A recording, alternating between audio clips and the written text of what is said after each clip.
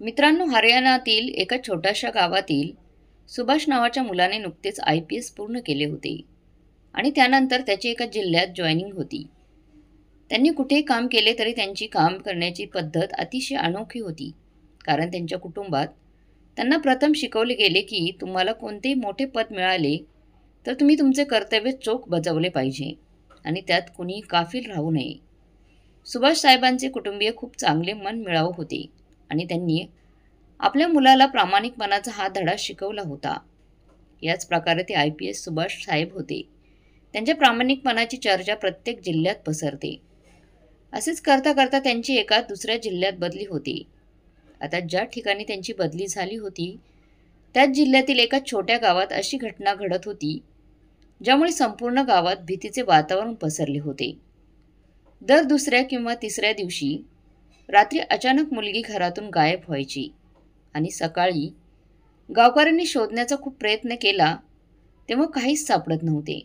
त्यामुळे आता ग्रामस्थ चिंतेत असून या समस्येमुळे ते सायंकाळी लवकर घराचे दरवाजे बंद करून घाबरून घरात बसायचे. त्याच गावात सुरेश नावाचा एक व्यक्ती राहत होता. सुरेश त्यांच्या घरात 2 मुली होत्या आणि दोन्ही मुली तरुण होत्या. घर फार मोठं नव्हतं, छोटंसं घर होतं, पण त्यांनी आपले घर व्यवस्थित ठेवलं होतं. यानंतर सुरेश एक रात्री आपल्या मुलींसोबत घरी झोपले होते.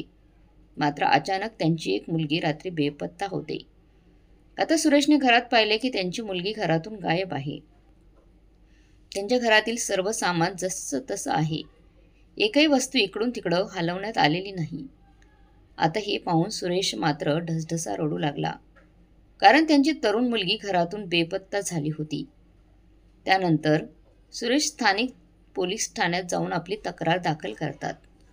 आता पोलीस FIR लिहितात, पण ते त्यांना सांगतात की भाऊ, आता जे झालं ते झालं, पण आता तुमची मुलगी परत येऊ शकत नाही. कारण अनेकदा पोलिसांनी या प्रकरणाची चौकशी करण्याचा प्रयत्न केला होता, पण पोलिसांना देखील या गोष्टीचा कोणताही सुगाव लागला नाही की त्याबद्दल कोणताही ठोस असा पुरावा सापडला नाही. गावात हे सर्व नेमके काय चालले आहे याबद्दल त्यांना काहीच कळाले नाही. यानंतर सुरेशराव त्यांना विनंती करतात आणि म्हणतात की साहेब, कृपया माझ्या मुलीला परत आणा. माझ्या मुलीवर खूप प्रेम आहे आणि मी तिच्याशिवाय राहू शकत नाही. आता हे ऐकून पोलिसांनाही वाईट वाटले, पण ते काहीच करू शकत नव्हते. कारण अनेक वेळा पोलिसांनी तिथे जाऊन पहाराही दिला होता आणि त्यावेळी तिथे अशी कोणतीही घटना घडत नव्हती. त्यानंतर पोलीस सुरेशचे सांत्वन करतात, पण त्यांच्या केसवर कोणतीही कारवाई होत नाही. हळूहळू 2 ते 3 दिवस निघून जातात आणि 2-3 दिवसांनी त्या गावातून अचानक आणखीन एक मुलगी गायब होते. आता हे सर्व पाहून सुरेश चांगलाच अस्वस्थ झाला होता आणि त्यांनी याबाबत वरिष्ठांकडे तक्रार करण्याचा प्रयत्न केला. त्यानंतर सुरेश तिथल्या IPS अधिकाऱ्यांकडे जातात आणि त्यांना त्यांची मुलगी बेपत्ता झाल्याची माहिती देतात. म्हणतात की साहेब, माझी मुलगी गावातून बेपत्ता झाली आहे आणि पोलीस त्याबाबत काहीच करत नाहीत. आता हे ऐकताच IPS अधिकाऱ्यांना खूप वाईट वाटतं आणि ते विचारतात की पोलीस काहीच का करत नाहीत. तेव्हा सुरेश त्यांना संपूर्ण गावाबद्दल माहिती सांगतात आणि सांगतात की साहेब, दर दुसऱ्या तिसऱ्या दिवशी गावातून एक मुलगी बेपत्ता होते आणि तिचा शोध काही लागत नाही. यानंतर IPS सुभाष साहेब म्हणतात की हरकत नाही, जर असे काही असेल तर मी स्वतः त्याची चौकशी करेन आणि मी पोलिसांनाही सांगेन की तुमची मुलगी लवकरात लवकर शोधली जाईल. यानंतर IPS अधिकारी स्थानिक पोलीस ठाण्यात जातात आणि त्यांच्याकडून या प्रकरणाची संपूर्ण माहिती घेतात. आता पोलीस त्यांना सांगतात की साहेब, त्या गावात काय चाललंय ते कळत नाहीये, पण जेव्हा कधी आम्ही तिथे गेलो आहे तेव्हा आम्हाला तिथे असं काही दिसलं नाही आणि आम्ही तिथून परत आल्यावर या सगळ्या घटना पुन्हा घडू लागल्यात. कित्येकदा आम्ही त्या गावात रात्रभर जागरण करून पहाराही दिलाय, पण ज्या दिवशी आम्ही जागरण करून पहारा देतो त्या दिवशी मात्र अशी घटना गावात घडतच नाही. आता या प्रकरणात कोणी गावातील माणूस समाविष्ट आहे की कोणी बाहेरचा व्यक्ती समाविष्ट आहे याबद्दल आम्ही काहीच सांगू शकत नाही. आता हे ऐकून सुभाष साहेबही खूप हैराण होतात, पण तरी ते पोलिसांना ऑर्डर देतात की लवकरात लवकर त्या मुलींना शोधून काढा आणि हे केस लवकरात लवकर बंद करा. असे बोलून ते आपल्या निवासस्थानी परत आले आणि तिथे बेडवर पडून या सर्व गोष्टींचा विचार करत होते. त्यांना त्यांच्या वडिलांचे शब्द आठवतात, जेव्हा ते म्हणाले होते की बेटा, तुझ्याकडे जे काही आहे मोठे अधिकार आहेत, जे काही मोठे अधिकार आहेत त्यांचा तू चांगला वापर कर आणि जे काही काम सरकार तुझ्यावर सोपवते ते काम तू चांगल्या पद्धतीने पूर्ण कर. याचा विचार करून सुभाष साहेबांनी या केसवर काम करण्याचा निर्णय घेतला आणि ठरवलं की मी स्वतःच या केसवर काम करेन आणि मुली कुठे जातात ते बघेन. यानंतर सुभाष साहेबांनी मुलींची चौकशी सुरू केली आणि तपासादरम्यान त्यांना कळाले की गावातून जवळजवळ आत्तापर्यंत सुमारे 15 ते 20 मुली बेपत्ता झाल्या आहेत. त्यानंतर सुभाष साहेबांना वाटू लागले की एका गावातून इतक्या मुली बेपत्ता झाल्या असतील तर त्यात आमच्या विभागातील कोणीतरी व्यक्ती सामील असण्याची शक्यता नक्कीच आहे. म्हणून ते एकटेच या प्रकरणावर काम करण्याचा त्यांनी निर्णय घेतला. दुसऱ्या दिवशी ते त्यांच्या ऑफिसमध्ये रजेसाठी अर्ज करतात आणि स्वतःसाठी 1 महिन्याची रजा देखील घेतात. 1 महिन्याची रजा घेतल्यानंतर ते दुसऱ्या शहरात जातात आणि एका मेकअप आर्टिस्टकडून त्यांचा मेकअप करून घेतात. त्यांनी एका भिकाऱ्याचे वेषांतर केले होते आणि त्यांनी त्यांची बंदूक ही स्वतःजवळच ठेवली होती. यानंतर IPS साहेब थेट त्याच गावात पुन्हा येतात जिथे मुली बेपत्ता झाल्याची घटना घडली होती, जिथून मुली गायब झाल्या होत्या. तिथे आल्यावर ते IPS साहेब भिकाऱ्यासारखे त्या गावात इकडे तिकडे भटकायला लागतात आणि भटकत असतानाच त्यांना तिथे सुरेशही भेटतात, जे त्यांच्याकडे आपल्या मुलीची हरवल्याची तक्रार नोंदवायला गेले होते. आणि त्यांना पाहिल्यानंतर त्यांनीही IPS साहेबांना ओळखता येत नव्हतं. आता सुरेशजी त्यांना ओळखू शकले नाहीत.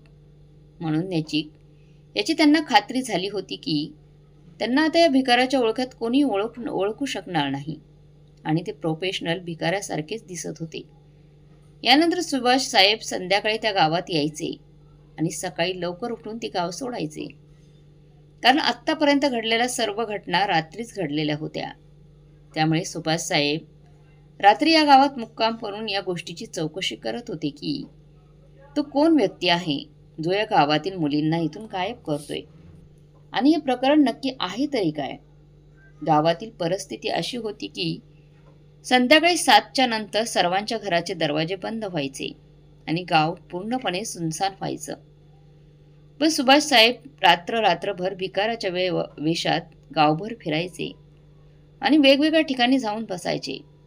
जवळपास 2-3 दिवस त्यांना इकडे तिकडे फिरून झालं होतं त्यांचं. आणि या 2-3 दिवसात त्यांनी एक गोष्ट नोटीस केली होती की ते एक छोटंसं गाव होतं. फार काही मोठं गाव नव्हतं, पण आज अचानक बाहेरून काही फेरीवाले गावात आले होते आणि ते गावात विचित्र पद्धतीने इकडे तिकडे बघत होते. तेव्हा त्यांना पाहिल्यावर सुभाष साहेबांना समजले होते की असं नसं यामागे कुठेतरी याच लोकांचा हात आहे. म्हणून सुभाष साहेबांनी आजची रात्र त्याच गावात राहून या प्रकरणाच्या तळापर्यंत जायचं ठरवले आणि संध्याकाळी ते गावाबाहेर जाऊन बसले. जिथून गावात प्रवेश व्हायचा म्हणजे गावात येण्यासाठी एकच रस्ता होता, ज्यातून गावात जाता येता येत होतं. दुसरा रस्ता एका वेगळ्या जंगलातून होऊन येत होता आणि ते जंगलही त्यांच्या बाजूलाच होतं. तिथे ते बसले होते आणि बसून सावध होऊन आजूबाजूला पाहत होते. हळूहळू वेळ निघून गेली आणि रात्रीचे आता 2 वाजले होते आणि रात्रीच्या 2 वाजता त्यांना जंगलातील झुडपे हलण्याचा आवाज आला आणि आतून कोणीतरी व्यक्ती जाण्याचा आवाज त्यांना ऐकू आला. त्यानंतर सुभाष साहेब गुपचूप त्या जागेकडे पाहतात आणि पाहिल्यानंतर त्यांना तिथून 2 व्यक्ती बाहेर येताना दिसतात.